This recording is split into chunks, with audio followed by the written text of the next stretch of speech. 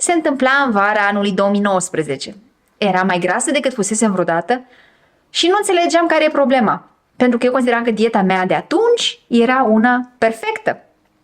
Eram deja vegană, mâncam deja carbohidrați din plin, deci conținut redus de grăsimi și consideram că fac totul perfect. Deci mă uitam în toate direcțiile, dar nu în farfurie. Și așa că atunci când am găsit chestia asta cu 10.000 de pași pe zi, deci mers, simplul mers, să te ajute la slăbit doar pentru că mergi puțin mai mult, adică cam vreo 2 ore pe zi,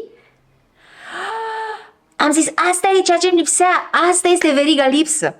De-aia nu slăbesc, că nu merg suficient. Da, făceam anumite sporturi, dar faza asta cu mersul zicea că tocmai când faci sporturi mai intense, crește cortizolul și de-aia nu slăbești.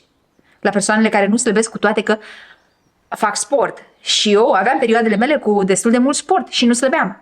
Și am zis, nu, trebuie mers. Aia era lipsa, mersul. Îmi lipsește mersul. Și mi-am luat o brățară de numărat pașii și am zis, dacă 10.000 de pași sunt buni ca să slăbești, apoi, eu sunt Janina Vlad și Janina Vlad dublează, pentru că eu vreau să slăbesc mai repede și mai mult. Și așa că am zis 20.000 de pași pe zi. N-au fost toate zilele 20.000 de pași, dar am avut și zi peste 30.000 de pași. Deci, media era pe la 17-18.000 de pași pe zi. Pentru că, da, în general, clar, mergeam în jur de 20.000 de pași pe zi.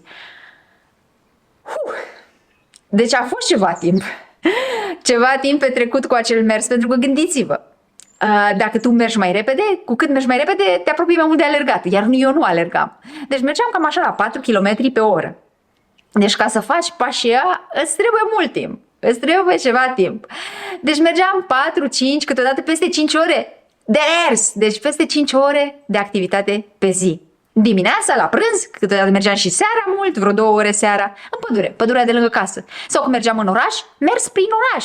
Când trebuia să merg din punctul A în punctul B, fără mașină, fără autobuz, fără bicicletă, în perioada aia avea și bicicletă, nu, mers pe jos, că ăsta este mai bun, ăsta e cel mai bun la arderea grăsimilor. Și am ținut-o așa câteva săptămâni, vreo 2 luni. Și abia așteptam momentul ăla în care să mă cântăresc. Știți? Nerăbdarea aia. Când simțiți că ați depus tot efortul posibil și că, da, rezultatele se vor vedea, adică mă vedeam în oglindă și aveam efectul placebo sau chiar IRA, nu era niciun efect placebo, dar nu m-am și măsurat cu centimetru. Deci, singura mea măsurătoare a fost numărul de kilograme. Deci eu mă vedeam în oglindă că păream mai suplă. Da. Și apoi, momentul cântarului era asta, testul suprem. Da, mă, sunt mai slabă, m-am slăbit. Funcționează mersul ăsta, hai să vedem câte kilograme am slăbit, câte sunt. Și acum vine ziua aia cântarului, dimineața mă trezesc, fac pipi, nu beau apă și mă pun pe cântar și mă uit în jos. Ce credeți? Cât am slăbit în acele aproape 2 luni de mers? Și o grămadă de mers. Vă rog, scrieți în comentarii dacă ați ghicit răspunsul. Să vedem cine se apropie cel mai mult. Pentru că realitatea este că nu am slăbit nici măcar o jumătate de kilogram. Nu s-a schimbat. Nu se schimba. Eu am un cântar dintre ăsta care arată doar un decimal. Nu s-a schimbat nimic. Deci era identic. Deci vă dați seama cât de frustrată, cât de dezamăgită, cât de tristă și nervoasă am fost, adică pun atâtea ore, sacrific atât de mult timp pe care puteam să stau în casă, să-l petrec cu copii, să fac altceva. Mă duc în pădure, ca nebuna, și merg. Pentru că așa face Janina, când se chitește pe o chestie, dar păi o face, cum am zis, dublează. Și fără efect, fără rezultat, nu, n-am renunțat la mers după faza asta, dar clar, n-am mai mers atât de mult. Am mers cum mergeam înainte, cu câinele dimineața și seara. Deci până 6.000 de pași pe zi, până într-o oră de mers pe zi, cam 20 de minute dimineața, 20 de minute seara, cam așa. Am continuat să merg și în următoarele luni m-am îngrășat, deci am pus mai multe kilograme ca atunci când am descoperit care era de fapt adevărata verigă lipsă din chestia pe care o făceam eu din viața mea și din ceea ce nu îmi ieșea, de nu reușeam să slăbesc. A fost un an mai târziu, în vara lui 2020.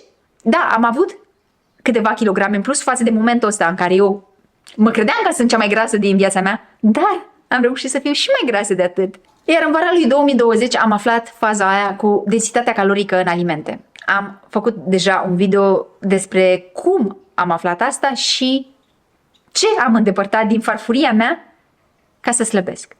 Și fără să fac nimic altceva, deci fără să fac alt sport, fără să cresc numărul de ore de mers, fără să cresc intensitatea exercițiilor mele, am slăbit. Și nu în 2 luni. Și nu într-o lună. Deci am pus să slăbesc în prima săptămână, în primele zile de când am început să mănânc diferit. Deci, până la urmă, problema era tot în farfurie. Problema era tot cu dieta. Nu era cu lipsa mersului, nu era că nu merg suficient. Da, cu o activitate fizică moderată poți slăbi dacă ai dieta corectă. Nu trebuie să faci nici crossfit, nu trebuie să nici alegi ca nebunul, să te duci, cum mergeam eu, orele pe munte, să faci mult sport ca să arzi caloriile alea. Nu! Trebuie doar să elimini acele calorii în exces care vin din dieta noastră standard. O dietă standard, eu nu aveam o dietă standard, dar aveam o dietă mai bogată în calorii pe gram. Deci o densitate de calorii mare pe greutate. Pentru că nu mâncam doar alimente întregi, mâncam și alimente rafinate. Prin rafinare, când îndepărtezi fibrele, îndepărtezi nutriție, deci prin rafinare tu scazi nutriția din mâncare și concentrezi cantitatea de calorii. Deci ai mai multe calorii cu aceeași porție. Prin, spre exemplu, a face din grâu făină. Prin rafinarea cerealelor, da, noi îndepărtăm nutriție și concentrăm caloriile. Și eu aveam pâine și paste, dar mergeți și vedeți videoul ăla că explic mai multe despre mâncărurile pe care le-am eliminat și după aceea am mâncat. Am reușit să slăbesc, fără efort, deci fără să merg mai mult. A continuat să merg la fel, ca până atunci, cu câinile dimineața și seara în pădure. Și luni de zile n-am făcut flotări, n-am făcut nimic altceva.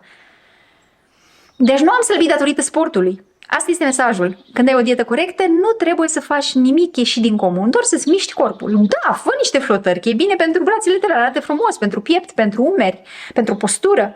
Da, fă genuflexiuni, că e bine pentru picioarele tale, pentru fesieri, pentru, cum arăți tu, cum se văd mușchii sub piele. Dar nu astea pot să depășească rezultatele unei diete. Și s-a văzut în cazul meu cu câte exerciții am încercat și o să creez un alt video cu chestii mai intense și mai nebunești decât 5 ore de mers pe zi, cum am făcut în 2019. Astea nu m-au ajutat, practic, nu m-au ajutat cu nimic. Rezultate care au durat, pentru că de când am slăbit în 2020-2021,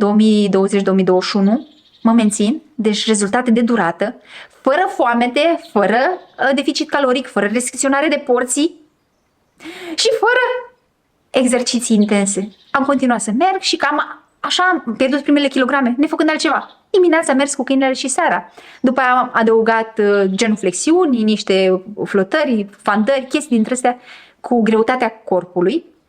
Și de-abia după ce am slăbit majoritatea kilogramelor, deci eram pe la 56 de kilograme, când am început să merg mai mult.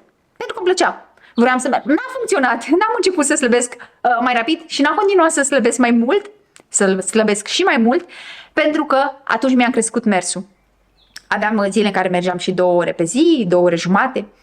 Nu a făcut nicio diferență acel mers în plus. Da, probabil că mi-a sculptat picioarele, pentru că am picioarele astea frumoase pe care le am acum. Probabil nu datorită genuflexiunilor, sau mai bine spus, nu doar genuflexiunilor, ci mersului. Deci nu zic că mersul nu e bun și nu zic stop, nu mai merge dacă tu mergi acum. Nu, spun că nu asta m-a ajutat să slăbesc. Mersul are multe beneficii și o să creez videouri următoare despre mers și de ce trebuie să-l ai în viața ta. Dar asta cu slăbitul te poate duce doar până la un anumit punct. Spre exemplu, dacă tu ești complet sedentar și începi să mergi, clar, la tine te va ajuta, pe tine te va ajuta. Dar eu deja eram cât de cât activă și am continuat să merg mai mult. Oricum mi-a crescut apetitul și foamea, și așa că am mâncat mai mult, deci am compensat acele calorii pe care eu le ardeam prin acele ore de mers prin pădure. Dar asta zic, dacă tu vrei rezultate dramatice și mari, clar, schimbarea dietei, adoptarea unei diete dintre astea bogate în alimente întregi, care au mulți carbohidrați, multe fibre, fibrele sunt un tip de carbohidrat, multă apă și conținut redus de grăsimi, sub 10% grăsimi. Începi să-ți măsori mâncarea, vezi unde te afli tu acum, spre exemplu, majoritatea oamenilor au peste 30% de caloriile lor zilnice venind din grăsimi și acolo vine un mare surplus de calorii. Când cobor sub 15% din caloriile zilnice venind din grăsimi, o să vezi că slăbești fără să faci niciun exercițiu. Nu zic că trebuie să stai pe canapea, nu, mișcă corpul, dansează, fă chestii care îți plac. Dar nu fă chestii dintre astea mari sacrificii și sporturi intense care sunt și periculoase doar ca să slăbești. Nu. Din farfurie pleacă totul. Și după aia restul sunt mici bonusuri pe care le adaugi, complementări pe care le faci cu, cum ți-am zis, mișcă-ți corpul pentru că e sănătos să ne mișcăm. Dar scopul să fie pentru că vrei să fii sănătos și să fii mobil și să-ți crești vitalitatea și energia și modul în care dormi și în care trăiești, dar nu pentru că vrei să topești vrei să arzi niște calorii. Și ăsta a fost videoul meu pentru astăzi.